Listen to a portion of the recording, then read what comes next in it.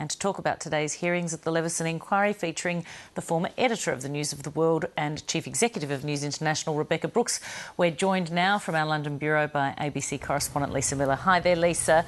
Now, Rebekah Brooks hasn't been heard of since she and her husband were arrested for a second time. She's now been on the stand for 3.5 hours or thereabouts. Have there been any big revelations? Well, everyone was wondering what was going to come out of this. There was a lot of speculation. She is such a public figure, even though, as you say, we haven't heard from her over the last year. But it was a rather demure Rebekah Brooks who turned up in this black dress with a white collar.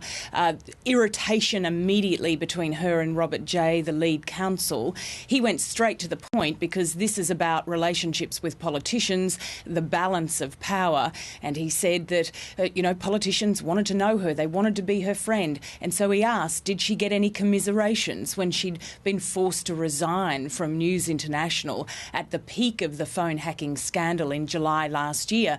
She tried to dodge the question initially, but when she was pushed, she admitted that, yes, she'd got messages, sometimes text messages, from number 10 Downing Street, from number 11, the Office of the Treasury, from the Home Office, from the Foreign Office, and, of course, she had to admit that a message of support came indirectly from the Prime Minister himself, David Cameron, as Prime Minister, sending a message of support, words to the effect of, keep your head up in the middle of this phone hacking scandal. And it's incredible, isn't it, that also throughout her evidence she said she didn't think Prime Ministers or members of Parliament feared newspapers at all. No, that's right. She said it all came back to her readership, that she was driven by wanting to get the best for the readership, and she didn't think that politicians were fearful, even though various examples of when she'd decided to put the massive weight of the Sun newspaper behind a particular opposition leader or Prime Minister, she sort of dismissed that. She said they were bigger people. They weren't afraid of the newspapers. Extraordinary. So we know she's had a close relationship with David Cameron. In fact, in the past there's been suggestions that they used to text message each other up to 12 times a day. Where did that go in this testimony? Well, that was a report again that was repeated this week in the newspapers. She said it was preposterous, and she said thankfully not. She'd hoped that a Prime Minister would have better things to do with his time than text message 12 times a day. But she was pushed on it because the two are very close friends. It's a friendship that developed firstly through her husband, who was friends with the Camerons. She admits they texted once or twice a week. Sometimes she'd talk about his performance at a debate, or they'd organised to meet up somewhere.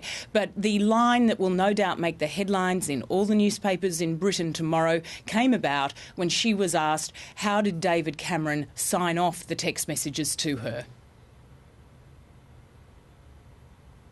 He would sign them off at DC in the main. Anything else? Occasionally he would sign them off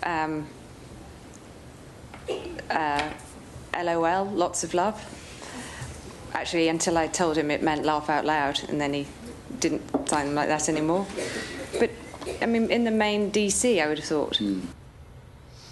Now, they've had to be extremely careful during this entire inquiry, I guess, about the phone hacking allegations because of the ongoing police investigations. Did Rebekah Brooks talk about any discussions she may have had with people in government about the issue? Well, she did. She was asked whether she'd ever discussed phone hacking with David Cameron over the last couple of years, ever since The Guardian brought the story back into the public eye in around the middle of 2009. She admitted that they had talked about it, but that they had had a much more specific conversation at the end of 2010 when civil cases were starting to come about. And she said that she agreed with what had been put to her, that perhaps David Cameron wanted to know if it went further than the one rogue reporter line that had been given, if there was more to this case. And she said, yes, that's probably what he was looking for. This is interesting, Emma, because just yesterday we heard from Andy Coulson, the former editor of the News of the World, who was working for David Cameron at the time, admitting that no one in government had really asked him about the phone hacking or whether he had anything more to admit or say about it. It's extraordinary. Now, the difference, of course, between the UK and Australia is that the newspapers are very overt about their support for various political parties. And you did touch on the fact that the Sun changed its allegiance just before the 2010 elections. So they decided after years of supporting Labor, they went to the Conservatives. Now, there was a bit of debate, I understand, at the inquiry today about how the politicians reacted to that. And indeed, I heard Rebekah Brooks say that she didn't think she had a particularly powerful position when she and the Murdochs made that decision. Yes, but there were lots of phone calls exchanged. In fact, she was very keen to get a hold of Gordon Brown and let him know that the Sun, with all its millions of readers, was not going to support him in the upcoming election. And she was very aware that Gordon Brown and his wife Sarah, who was another friend of Rebekah Brooks, were going to be turning up at a News International party that night. And she wanted to get to him first to let him know the bad news. Devastating news for a Prime Minister to be told that he wasn't going to get the backing of this very powerful newspaper. Lots of detail, Emma, about phone calls, angry exchanges, tense moments, and we've got more coming up after the lunch break. Look forward to that. Thank you very much, Lisa Millar in London. Thank you.